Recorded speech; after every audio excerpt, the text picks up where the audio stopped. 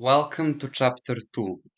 In this chapter, we will talk about important squares. How to exploit important squares or weak squares. Your main task in this sort of situation is to turn the opponent's weak square into your own strong point by sizing it with one of your pieces or with many pieces, as we will see in this example. The most important squares are those located on that side of the board where the main action is taking place. Furthermore, special attention should always be paid to weak squares in the center of the board and near the king. Knights and bishops are the best pieces for sizing these squares, though other pieces can fulfill this task too. The capture of a weak square has to be carefully prepared. Before sizing it, you should always try to control it with more than one piece. We will take a look at the game that was played between Wesley So and Oblaje Luka. I hope I pronounce it correctly. He is strong. I am from Georgia. We'll take a look from White's perspective, from Wesley So's perspective. The game started with e4, c5, Sicilian defense, knight f3, e6, d4, cd, knight d, a6. So this is Sicilian with the second move e6. Wesley played g3. He often plays these systems with g3. Knight c6, bg2, queen c7, knight c3, knight f6. We had very similar opening in previous game too, though it's a bit different. Here Wesley castled, d6, rook e1 and bishop d7. This is not correct way for black to develop pieces.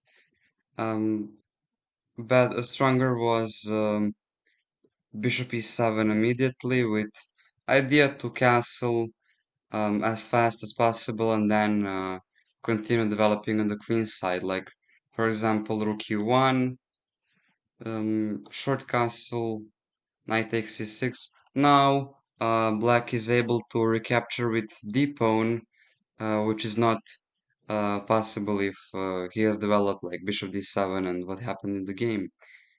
Okay, it's still theory, but it's more comfortable for black than like what happened in the game, like queen f3, knight d5, h4.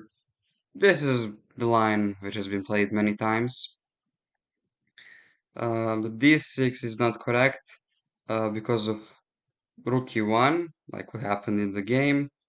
Bishop d7. This allows knight takes c6. Now black has to take with b-pawn. He's not able to recapture with d-pawn because pawn is on d6. And if he takes with the bishop, now this allows typical move in this pawn structure. It's like hedgehog structure, but it's not really okay. Knight d5. Very strong move. Attacking the queen, sacrificing a piece. Here actually it's not sacrifice because after ed you recapture with the pawn, it's check and c6 is hanging. So black has to take with the bishop and after ed e5 he has to enter this. But here white has no problems. He has bishop pair and space advantage and the game can continue like a4 with the idea grabbing space on the queen side, like bishop e7, a5, short castle, bishop d2, bishop e3 is fine too, bishop d2, with the idea to grab space on the queen side, like b4, rook c1, c4. This is very typical for this pawn structure.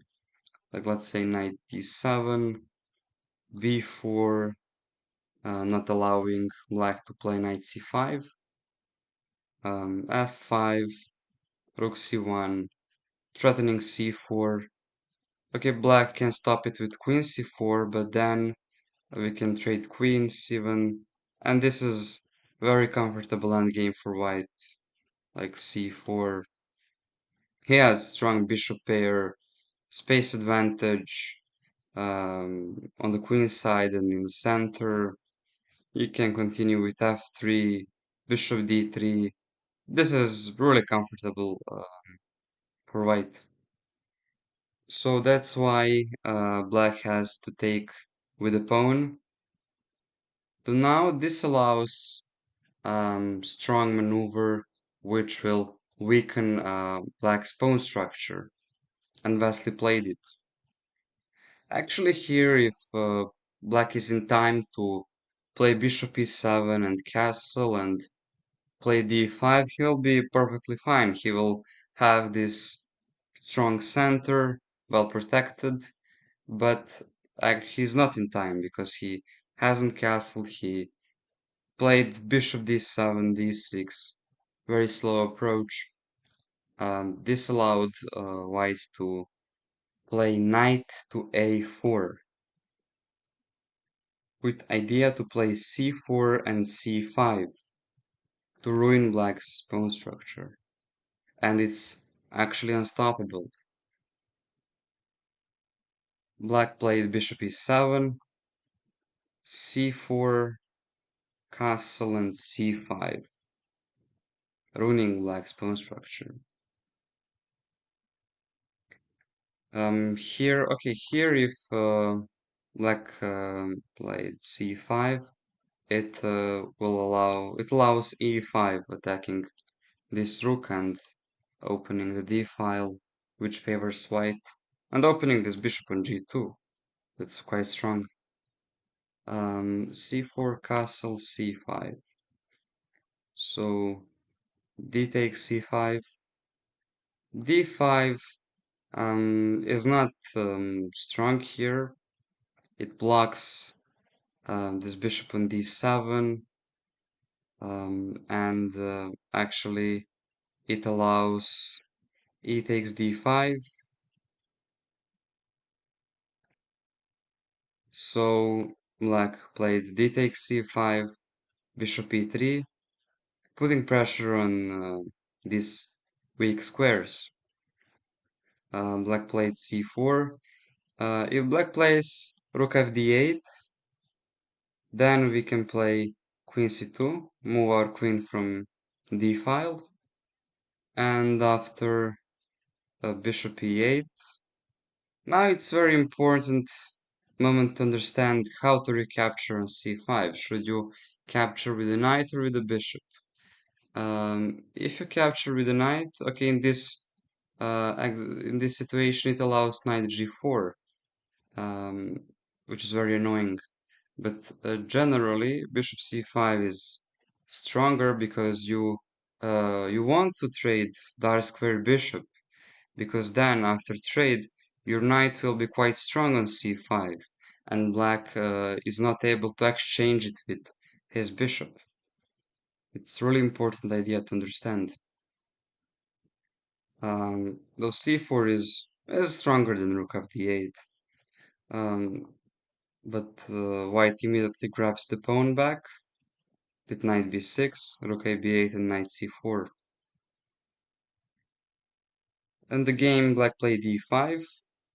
Of course, now white is threatening bishop f4, pin, so he stops that and frees c6 square for his bishop, and maybe then knight d7, like to stay control over these weak squares.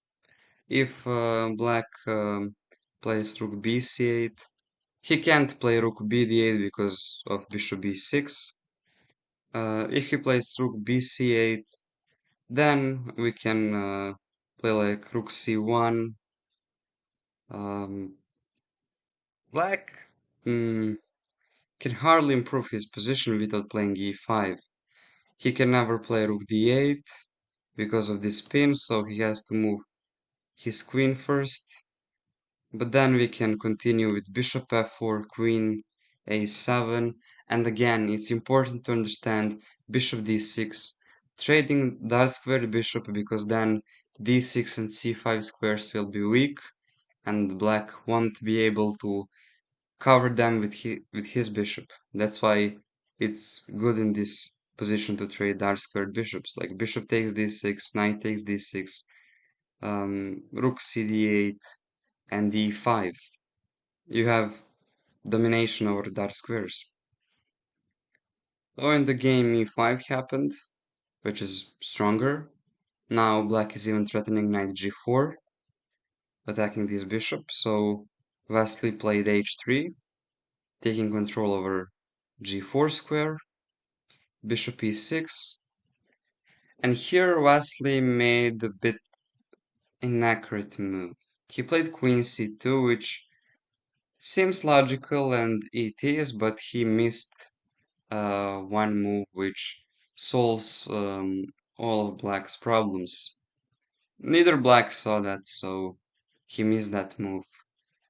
It's knight d5. It's very engine-like move, though it makes sense because after ed, okay, so e3 bishop is attacked, is even threatening knight b4, so white has to take on d5, and after cd, knight a3, queen c2, knight c2, rook b2.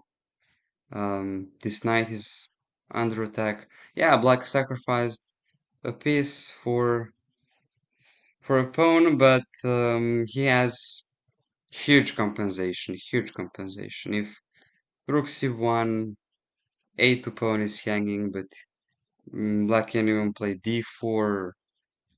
Black has enough compensation. Probably here white should sacrifice a piece back with knight d4, but knight d5 is tactical way to hold the position, which black missed. He played knight d7, which was part of his plan. Um, if black takes, bishop takes c4, we can take with the queen, and we are also attacking a6 pawn. So here if rook takes b2, we can take this pawn, and now we will have this strong passed pawn on the a file. And if rook fb8, we can even attack c6 pawn first, and if c5 a4, we'll move our light square bishop back to f1 to support this pawn, move our queen back, c5 is weak pawn, d6, e7 bishop, sorry, is misplaced, and white is better. The knight d7 happened in the game. West played rook e d1, simply taking control over d file, rook fd8, bishop f1. We are activating this bishop. This bishop on g2 is not doing anything. It's um, defending this pawn. I mean, pawn is not even attacked, so bishop f1. Always, just to always have after bishop c4, bishop takes c4, and to attack this pawn in many cases. Knight f6, rook takes d8, bishop takes d8.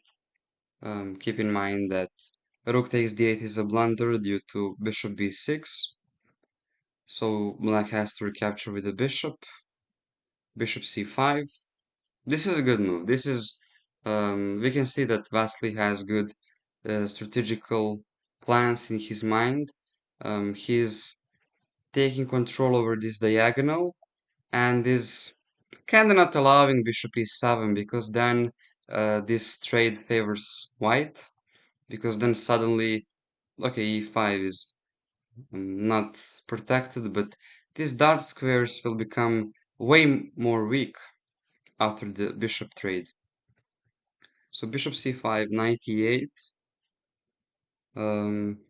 He wants to activate this bishop Probably with bishop g5, to take control over this diagonal, or even play bishop f6 to defend d5, so queen will be more active. Rook d1, a5, b3, just stabilizing the position. He has enough time to do this because black has many weaknesses in his camp. Bishop f6, defending the pawn or protecting the pawn. h4, not allowing bishop g5 at any moment, and he just wants to be able to move the bishop, and h3 won't be hanging. So h6, queen c3, attacking both a5 and d5.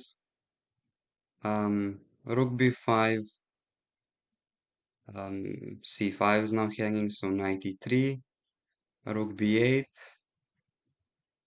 He moved his bishop back. He wants to play rook c1 next and be able to attack this pawn. Probably stronger is bishop c4 to trade light square bishops, because this bishop on e6 is quite strong. He controls these diagonals, and also there are some ideas connected to a4, and then after ba, like bishop takes a2, which of course white is better after that, but it's better not to allow that. Like we can see in the game, bishop a3 and black played a4. But it's not scary at all. B takes a4, rook a8. Lastly, now played bishop c4. Rook takes a4. If black takes on c4, then we can recapture with a knight. And after rook a4, we can play like queen b3, rook a8, and bishop c5. And just start pushing this passed pawn. Black's pieces are quite passive. Rook takes a4. So bishop takes e6, fe, queen b3, attacking both a4 and e6. Rook a8. Queen takes e6, which allows queen f7, and white has to enter the endgame, which is winning for white, but I think more precise is rook d3. E6 pawn is weak anyway, and we don't really want to trade queens, because if we trade queens, then the pressure will kind of disappear. We want queens on the board, because with the queen we can attack these weak pawns. Of course, now black can defend this pawn with queen f7, but we are positionally better. We can play queen c4, bishop c5, and start pushing this pawn. The endgame is winning, but Wesley needs more time and more energy to spend here. It's queen f7, knight c4, rook a4, rook c1, king e6, rook c2. I just wanted to say that keeping queens on the board was practically easier for white, because this allowed this forcing sequence. Well, of course, white is winning, but um, black got some activity. His king is on e6, rook on a4. He can maneuver his bishop. Bishop f8, but still white is up a pawn. King f7, bishop c5, bishop c7. Slowly, just playing slowly, like f3, activating the king. He just wants to move his knight and e4 pawn to be protected. So king e6, king f1, knight f6, knight e3. h5, and Wesley found nice tactical way how to finish this game. He played bishop to b6. He forces black to take the bishop, rook takes c6, king f7, rook b6, rook a2, and we enter this endgame, which is winning, easily winning, like rook b7 check, king f8, knight c4, this pawn is weak on e5, it can't be defended. In the game, black played a couple of moves and resigned. Let's take a look at it. So rook a1, king g2, rook a2, king h3, rook f2, knight takes c5, king g8, rook b3, defending the pawn so you can move your knight. In the game, rook e2 happened, knight g6, and black resigned. So this game was quite illustrative. You could see how Wesley handled this weak pawn on c6, how he managed to maneuver pieces around the pawn, attack it, improve his position. Let's go back. And this maneuver is very important. Knight c6, bc at knight a4. This moves allowed white to ruin black's pawn structure, like bishop e7, yeah, c5, and then he played around these pawns, like rook d1, bishop c5, yeah, knight e3, bishop a3. Now once he activated all of his pieces, then he started attacking the pawn with bishop a3 and then rook c1. So see you in next video.